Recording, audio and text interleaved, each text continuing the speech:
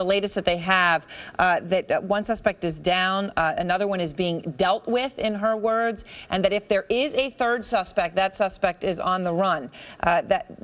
That's the latest that she has right now. Let's get back to our producer Alberto, who's on the ground right now near that SUV. So Alberto, now you've heard what the sergeant said, that two suspects are being dealt with, one presumably the one on the ground outside the SUV, and if there's a third, the third would be on the run. What are you able to fill in for us here? Well, that's right, Aaron. I think I completely agree, because the policemen who we've spoken here continue to say that this is still an active scene. We've also asked a couple of them if they have got their man. Those are the words that I use. I had one of them say it looked like they did, but we had two others that said, we just don't know. So that kind of pinpoints the uncertainty of the situation that we're still dealing with here. We're looking at heavy our equipment. The Bearcat looks like it's moving away from the scene. As I was mentioning earlier, there are the police here is presence is massive. We have two police officers told us there's several hundred police officers that are present in this area, and they have blocked off at least 6 blocks. So this is still very much an active area. You can still see policemen moving from down the block from house to house. A little while ago, we saw some of them with guns drawn. And then police cruisers speeding in and out. And then after that, I saw a couple of more police officers who were jumping some chain link fences located behind the church that is immediately to our right here on Richardson Avenue in San Bernardino. So there is no question that this continues to be a very active scene. There are helicopters who are scouring the skies here. They are keeping their eyes open. They are not letting anybody in and out except police officers who are doing everything they can to make sure that they do not leave any site unchecked. So, Alberto, in terms of obviously trying to understand where they are looking right now, they could be looking for someone on foot, it sounds like, from what you are saying, from your reporting. That SUV that's there in the middle of the street, those Bearcats, those heavily armored police vehicles were around that. That was where the body was found. Are you starting to see those Bearcats go? I mean, I'm trying to understand whether they still think there could be someone inside that vehicle, or whether one of that suspect who may have been inside the vehicle may have fled. I think that because this is still an active search, they are looking everywhere they could think of. When we first arrived here, there were dozens of police officers running on foot, guns drawn. They completely cover this area. I did not see, this is the first time I actually got a chance to see the Bearcat in motion, but our cameraman, Tom Larson, who immediately jumped and followed some of the policemen, he said that he had seen the Bearcat that was already in position. So what I assume that they've been doing, I haven't been able to see it, myself, but now that the Bearcat is moving, and we also saw heavy police equipment move in earlier on the northern perimeter, I would think that they're probably going to go house by house, street by street, to make sure that everybody that they need to check out gets checked out. There is no question that this continues to be an active scene. There will be times when the police will walk calmly. And there are times when you will see three or four of them with their guns drawn, running back into the scene. So we're talking at least an area of 6 blocks, and according to some of the police officers participating in the search, there are hundreds of them who are checking out every single corner of this area. All right, Alberto, we are going to be coming back to you, obviously, as you learn more on the scene, on the 6-block area where they are hunting right now for additional suspects. Again, the phrasing at the press release was 2 are being dealt with, and if there's a third, the third is on the run. I want to go to Kyung La, who was outside where the shooting happened. She was at that press conference. So, Kyung, it sounds like they themselves are not sure at this point still whether there were 2, whether there were 3, and we don't know what it means when they say 2 of them are being, quote unquote, dealt with, do we? Well, what we know, at least what they believe up to this point, is that one suspect is down. That's the word that they used. One suspect is down and one suspect may be on the loose. So how did this scene unfold, that scene that our Alberto Moya is at? What the sergeant here says is that an officer was doing follow-up work from this mass shooting that is behind me. That's about a block away from where I'm standing. That follow-up work led to exchange of gunfire between the suspects, plural, the suspects and the officer. The officer was wounded. He or she does not have life-threatening injuries, but was taken to the hospital. Around that time, around that these reports started coming in, we saw a number of police vehicles, including the armored vehicles, fly out of here, that they were immediately rushing to that area, and then they descended, and you can see that the active scene there is still going. Meanwhile, you have people here, a number of officers here still working through this scene, because this is quite a scene here, according to people who have communicated with their loved ones inside. They say that there is a lot of work to be done, a lot of interviews to be done. They're still trying to clear this building, Aaron, but that very active scene still going on. One suspect down, one suspect still being dealt with. But you may remember, originally there were three suspects that police thought that they were searching for. So if you're doing the count, they can account for two, one still on the loose. What happened to that third one? They just don't know. We just don't know. There are so many questions. All right, we're going to be continuing to talk through this. Jim Sciutto, though, working his sources right now. And Jim, what do you know so far? I mean, you hear what Kyung says. You're talking about still up to 3 shooters. One of them, if there is a third, not accounted for. The other they're searching for. Ammunition, body armor, long guns, and again, let's just emphasize this, multiple shooters. What does this tell you? From the beginning, a number of details, a number of facts of this case have caught the attention of both law enforcement and counterterrorism officials that I've been speaking to. 1, multiple shooters. That's unusual. 2, the long guns, the ammunition they had. 3, the military-style clothing, possible masks, maybe body armor. And 4, the fact that they escaped. They had a plan to get away. That all speaks to, and you heard police say it on our air, that they were prepared, as police say. This required planning to make this happen. That's one point. The second point is this. Circumstances of this case are extremely unusual. One, I mean, just that massive police response that we're still seeing underway. But the fact that there appear to be multiple shooters here. The FBI came out with a study just a short time ago, and it said that of 160 active shooter situations in the U.S. since the year 2000, only 2 of them have involved more than one gunman.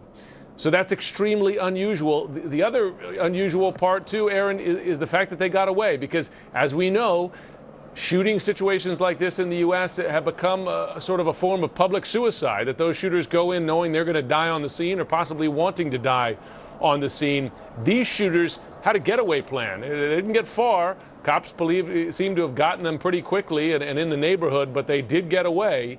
And that's extremely unusual as well. There are a lot of parts of this that are unprecedented, very unusual. It's a lot of parts. All right, Art Roderick is a former assistant director for investigations at the U.S. Marshals. Harry Hawk is a retired NYPD detective. Retired Colonel Randy Watt trained SWAT police military units.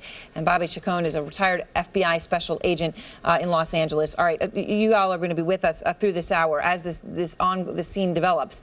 Because, Harry, this is very much ongoing. Right. They are now hunting for 1, possibly 2 additional shooters. Right. The car, though, the SUV that the one shooter who's down was in, is completely shot up. Right. So do you believe these other people were in the car and were able to run? Is that even conceivable? Yes, the officer who first encountered him and had a shootout with him that is injured, he knows how many people he saw. It doesn't look like he's got a life-threatening injury, so he knows, and he's probably relayed that to the police already, how many people were in that vehicle. And that's why they are probably out there searching that whole area, because I don't know how long it took for police to get there at the time, or if there was a direct scene, or how close the officer encountered them to where the vehicles finally stopped and the one man is dead. The fact is, they know that there were probably 3 in a vehicle as a result of that encounter with that officer, and they're checking that whole area out. The other 2 might be on foot. All right, Bobby, we can see from our aerial footage that you are looking at right now, viewers, that they are doing door-to-door searches. We can actually see that happening. So, Bobby, do you believe that you've got 1, if not 2 people in this community, in this residential community, barricaded in some house?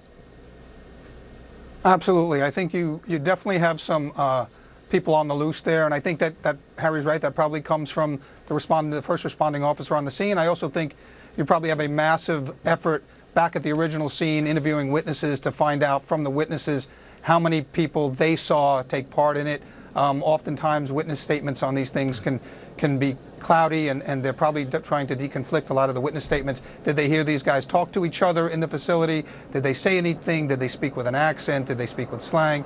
They probably are trying to determine from the many witnesses, and I heard there were hundreds of people leaving that building, but who saw what, and they're trying to come up with a picture of what happened, and that could also give them an idea of how many people were involved in the initial assault. Now, Art, even if that officer that encountered the SUV saw, let's say, 2 people, that doesn't mean there wasn't a third, right? I mean, is it conceivable that if they had planned to get away, right, this was not a suicide mission, that they would have already split up? Yeah, this was pretty well planned hit. I mean, they didn't spend a lot of time at the conference facility, and then they got away. They could have dropped somebody off, and because everybody's looking for 3 people in an SUV, so they could have dropped somebody off before they encountered the law enforcement officer. But obviously, this is still a very fluid situation. You heard the press conference. The spokesperson didn't have a heck of a lot to say. No. I think there's still some activity going on in another section of town, is what I'm hearing. Away from the residential area that we have on camera, but it's hard to say right now. There's a lot of moving parts involved in this particular scenario. Colonel Watt, this door-to-door search, what do you think? Do they have any information that would be causing them to go door-to-door, that they are actually hearing that 1, if not more, of the suspects would be in a house nearby? Or would this just be protocol to look? Well, it's both. I'm sure they're operating off a certain amount of information. The officer who initially engaged them would have seen some things indicative of the number of people, would have identified more than 1 person. They only have 1 there at the scene. And the second is anytime you're involved in one of these situations, you're going to do some standard area search type activity. You're not only looking for a suspect, but you're also looking for additional information of people who might have that. Harry, is there a chance that 1 or 2 shooters gets away, evades this massive manhunt that we're seeing? I mean, it's always a possibility, but it doesn't look like it to me. There are so many police officers there. They got that area cordoned off so quickly. You know, it's really surprising to me that, you know, we looked at this attack and we're analyzing it earlier and how well planned this attack was. But these guys weren't smart enough to get out of San Bernardino. They had all that time to get out, and they didn't. And the fact is, it just goes to show you, no matter how well they think they've got a plan, and they did get away from the area, but these guys still made a mistake and stick in the area, and thank God for that. Bobby, what do you make of what Jim Sciutto was reporting, Harry just referred to? The clear planning that went on here, the military-style precision, the armored vests that they reportedly were wearing, the long rifles, and the fact, let's just emphasize this, the nearly unprecedented nature, if not fair to say at this point, unprecedented, of having possibly 3 people involved in something like this.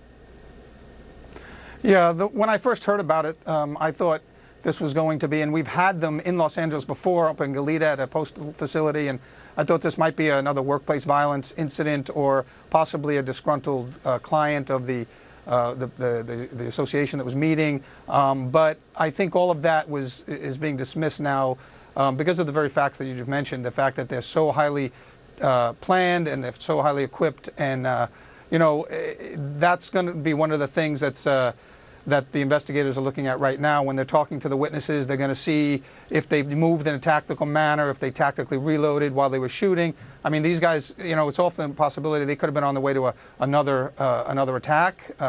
It's just unknown, but the level of planning, this is something that we haven't seen in a domestic shooting of this nature in a very long time, if ever. And Bobby, to that front, do you what is your view here on domestic versus international terrorism? They said at an earlier press conference when they first spoke that they could not rule out terrorism. They then later said it didn't have the hallmarks of international terrorism, which obviously is very front and center on every American's mind right now. Clearly, this is terrorism of some sort. But when you're talking about a motive, what does it look like? Well, I'm sure, well, you know, it looks certainly like a very planned and calculated attack. So I think that the investigators right now are talking to the witnesses, seeing if they said anything to the witnesses, if they targeted a particular individual before they shot the others. I'm sure they're looking at if there are any threats against any of the people in that meeting or the organization or the, you know, the department that they were all part of. I want to go back That's to all part Alberto of the Moya, investigation that's going on right Alberto now. Moya on the ground, just to get, Alberto, what you are seeing right now. Are you still seeing what we're seeing from the aerial shots that we have up here for viewers? That's still going door-to-door search, and have you seen anybody in the neighborhood? I mean, are there people possibly still in these houses, someone that could eventually end up in some kind of a horrible hostage situation? What are you seeing? Aaron, we have not seen anybody come in and out of any of the houses or businesses or the church directly across the street from where we are. From the moment that we got here, the police stormed the area. But in terms of civilians, the only people that we can see here is immediately to the north of our position. At the northern perimeter, there's a lot of people, a lot of onlookers that are keeping an eye on what's happening here. What we have noticed, though, is that the energy in the area seems to have calmed down substantially from when we first got here. The moment that we arrived, policemen told us to get back. Some of them took shelter behind our car. They were kneeling with their guns drawn. Now what we're looking at is the police cars are moving more slowly in and out of the area. And don't get me wrong, there still continues to be a tremendous police presence in the area, and the search continues for anybody here who the police might want to talk to. But there is no question that the energy and the heightened state of alert, although the police remain vigilant, you can still see them going from place to place. They still have the area completely closed off. The energy has substantially calmed down from when we first got here. There's also, you could see from our vantage point, we saw that there were numerous police units from neighboring towns that were participating in the search. We saw U.S. Marshal. We've seen the SWAT teams moving in and out of the area, but you can tell that things have calmed down here. Although by no means are they being any less vigilant in their ongoing search and their state of alert here. All right, Alberto, stay with me, but Art Roderick, let me go to you, because you have been hearing that there could be other areas that they are looking at. That obviously could now become a very crucial question. If, as Alberto says, the energy changes here, if they don't think another suspect is here, does that open the possibility to the fact that they did split up and that the one down was by the car and that you now have one, maybe two suspects on the loose somewhere else? It very well could be. I mean, what's happening now is you've got all these different crime scenes, and you need more officers coming in under a mutual aid to secure all these different areas. And I think we're going to be hearing, I mean, it's obviously getting ready to get dark out there, which is going to be an issue for law enforcement. But hopefully they can wrap this up fairly quickly. But I think you're starting to hear now some other leads pop up around the San Bernardino County area. All right, on that note, I want to go to Scott Glover, another producer for us here at CNN. He's at another area where he's being pushed back by police, possible focus as they hunt for the suspects. What are you seeing, Scott? I'm seeing a neighborhood in Redlands, and it's the police have blocked off an area outside looks like an apartment building. There are several, maybe half a dozen officers out there, guns drawn. There's a large, what looks like a SWAT vehicle, kind of an armored large truck. One officer or two officers actually were describing it as a tactical situation and, asking me, and there was another reporter, to leave the area. That's what I'm looking at right now. All right, that's what you're saying. And Harry, as you're hearing Scott report, you're jotting down notes. Yeah, more than likely, either happened, the one dead suspect there, they got either identification on him to be able to go and check out, or they ran the plate of that vehicle. If that wasn't a stolen vehicle or a rented vehicle, even if it was a rented vehicle, they'll be able to find out who rented that vehicle, and that might be leading us to the other location. So you're saying that that they're now following these leads Yes, down. So this is back to immediately. the possibility that these guys may have had a plan that did involve splitting up in some way. That's definitely a possibility, yeah. I mean, right now we're just speculating on it based on our experience and what we're seeing here. But you knew that plate was ran instantly and be able to track about where that vehicle came back to, and then investigators shot out there to follow that lead, and that's a good lead. And Scott, how many police would you say are where you are right now? 1, 2. I'm looking at maybe a 10 that I see right now. Some, most in fact, dressed in tactical gear, wearing helmets, carrying assault type weapons or things that you would use to enter a building. Again, there's the heavy SWAT type vehicle that's parked in the street, and they seem to be kind of on edge. All right, Scott, of course, stay with us as you're reporting. I want to go to Mahir now, who lives on East San Bernardino Avenue. Actually saw the shootout go down with the shooter that is now down.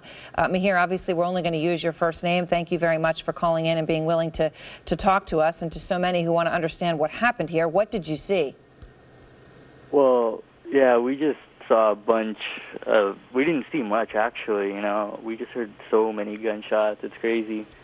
Like, right now, there's, everything seemed to be cooled down and all that, and we just see just so many SWAT and cops and cop cars, there's at least a dozen or so, maybe more, probably more actually. Probably more than that, and as you said, so many gunshots. We now have been seeing from the air, Mahir, watching your neighborhood, the police going door to door looking for other suspects. I mean, you must be terrified. Well, that's one word, yeah. There's dozens of words to say what I'm feeling right now. Have they come to your house? Well, I'm the cops just I don't know, I saw them outside. I motioned for them to come here because I didn't know what was going on. So I talked to them. They just said stay inside, lock the doors, and just wait until we tell you what's going on and if everything's fine. And so how long ago was that? I don't know, I'd say 20 minutes ago. 20 minutes ago. So since then, you're in the house. Are you alone? Who are you with? What are you doing? I'm with my mom. With your mom, and where you're just locking the doors and lying low. Basically, yeah. Do you know if any of your other neighbors are home? Have you been able to talk to anybody else? I haven't. No, I'm sure they're all home, safe and sound. I don't see any ambulances, so I'm assuming that no one's hurt. And Mahir, when the shooting happened, how long did it last? You talk about hearing so many gunshots, and we now know that one of the shooters from the attack this morning was dead as a result of that, is down. How long did it go on? Well, for the shooting, it felt like an eternity, but I think it went on 10 minutes. Just gunshot after gunshot. It was crazy. And did you at the time think that it was related to this? And obviously you had no warning from police or anything, right? Yeah, I mean, of course I knew it was related to this. I mean, I was actually keeping up with the news. I was watching the news, actually. I was watching the news covering this story when it all went down in front of my house. Crazy. Well, Mahir, I know that, as you said, you are terrified, and we're thinking of you and your mother. Hope that you stay inside, you stay safe as they keep going door to door. Thank you very much for calling us. All right. Yeah. I want to go to Stephanie Elam, who is also on the ground. Stephanie, what are you able to tell us right now, as we now have obviously multiple areas where they are searching for additional suspects?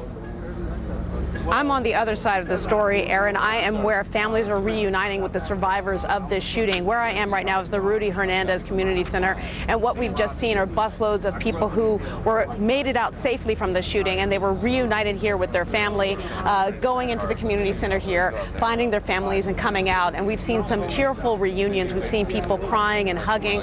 As you watch these people coming off of the buses, you can, as you might imagine, their faces drawn. A lot of them, you could tell that they have been crying looking to find their family members, and then just some of the family members who were here waiting, once they're actually able to hug their family members, just starting to cry, releasing that tension, that pressure of not knowing, or even knowing that they were safe because of text messaging, but still a different thing once you have them in your immediate vicinity and being able to clutch and hold on to them. A lot of the people coming out look very traumatized, as you would expect. Many of them not wanting to stop to talk to the media. They're just trying to get out, get home, and make it back to some sort of normalcy here. But we've seen about, I would say, probably about 3 or 4 busloads of people being reunited with their families here, Aaron. So this is the more positive side, but still these are people who are still very much traumatized by what they saw this afternoon.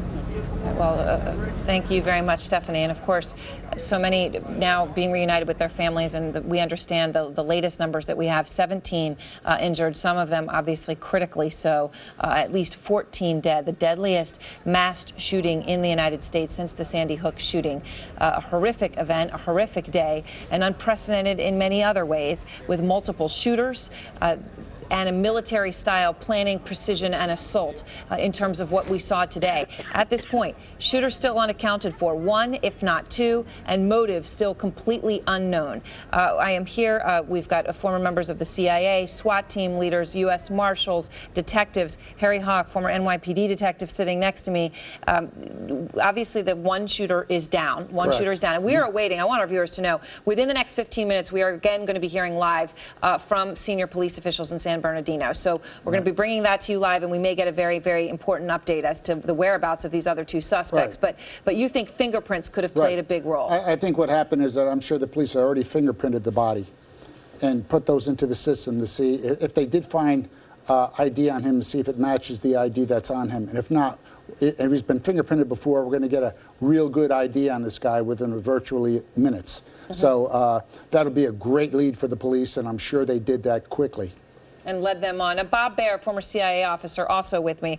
Bob, the question first and foremost in many people's minds today was, could this be some sort of an international terrorism incident, something linked to ISIS? Nothing since then has indicated that that is what it is. But obviously, we just don't know at this point whether it's a domestic terror, whether it's something else. When you look at it, with everything that we know at this point, the precision, the planning, the vests, the way that this manhunt search has gone down, what do you see? Well, Aaron, I'd like to say that indeed we're going to have a different conversation tomorrow when we have all the facts. Right. But what I don't like about this shooting is multiple shooters, automatic weapons, early reports of IEDs, which probably would have meant to slow the police down. The getaway, it looks like these people studied the response, the police response time to get out of the area. No one stayed in the building, hold themselves up, which should have been the sign of a pure psychotic. I say this very reluctantly, but this has the hallmarks of the sort of attacks you see in the Middle East, where you hit the target quickly, overwhelming force, get out of the area before the police can show up. This whole thing disturbs me because, like no shooting I've ever seen, and I'm be fascinated to hear what the police dig up. And as I said, we're going to hear from them again in the next few minutes. As our panel stands by, I just want to